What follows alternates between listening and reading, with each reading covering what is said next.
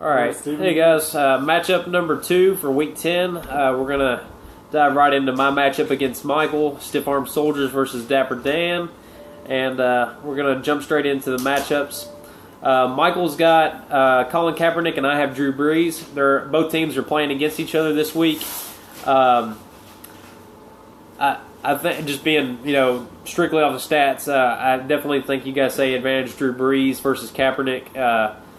San Francisco's been kind of in a funk here lately, and trust me, I got Crabtree, so I know what that's like. And Frank Gore, owner Sebo, is pretty pissed right now. So I think you got to go advantage quarterback for Stiff Arm Soldiers. At the running back position, it's actually pretty close. Justin Forsett's done really well, and Ronnie Hillman's done really good ever since he came in, and is actually going to keep the starting gig over Monty Ball, even with Monty Ball back. And rightfully so, because he's been pretty freaking good. Both those guys got good matchups against Tennessee and Oakland, respectively. And for my running backs, I have Eddie Lacy and Ellington, who both have good matchups. But I think if you're going to go running back advantage, how do you guys see it? I mean, I think it's really pretty close. I think I have a slight advantage, but I feel like I'm a little bit biased. But what do you think, Steven? I don't know. I'm just kind of looking at it, and I actually kind of agree with you on that.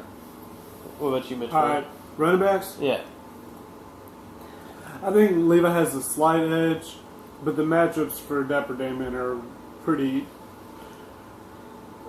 good favor for him. So, but I like your team. I think it's close. Now at the wide receiver position, I'll definitely give Michael an advantage.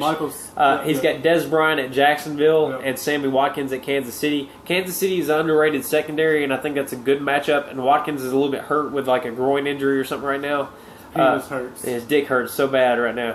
But Des against Jacksonville is an awesome matchup. And I have Kelvin Benjamin at Philly, which is a good matchup for Kelvin. He had a good matchup last week. Just needs Cam Newton to play better so he can execute and actually get back in the end zone. Eric Decker, I actually think it's a really good play this week. He's on Matthew Berry's love list this week also. Not that his opinion matters or is worth it. So is Matt Ryan, so that kind of fucks me, I think. Yeah, it may be a bad thing.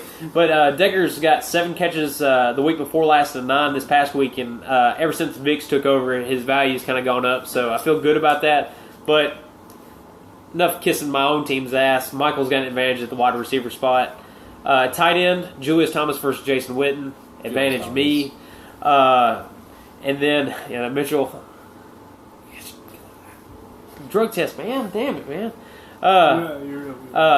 Then at the flex spot, Michael picked up Kendall Wright, who hasn't really done anything this year. Going up against Baltimore, they just lost Jimmy Smith, so that's actually not a bad matchup. It's pretty good.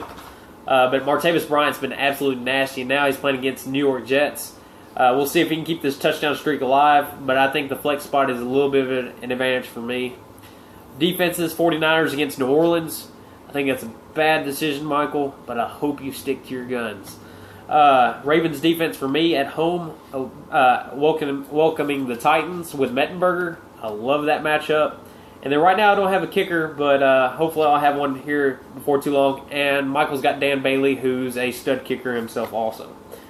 So I'm projected for 102 without a kicker. Michael's projected for 103 with a kicker. And I think that's pretty good projections. I think it's going to be a close matchup, but I'm picking me. I'm picking Levi based on the QB situation alone.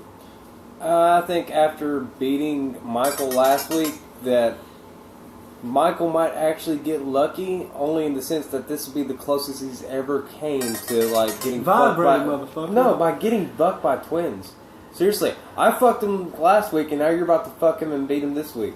And really, effectively, the winner of this game, or the loser of this game, is pretty much knocked out of the playoffs. Because I think you have to have at least a 7-6 record to have a shot at the playoffs. Maybe get a tiebreaker, get the 5 or 6 spot in the playoffs. And so, I mean, the playoff implications on the line for both of us. So win now or go home, motherfucker. Yep, it's on the line.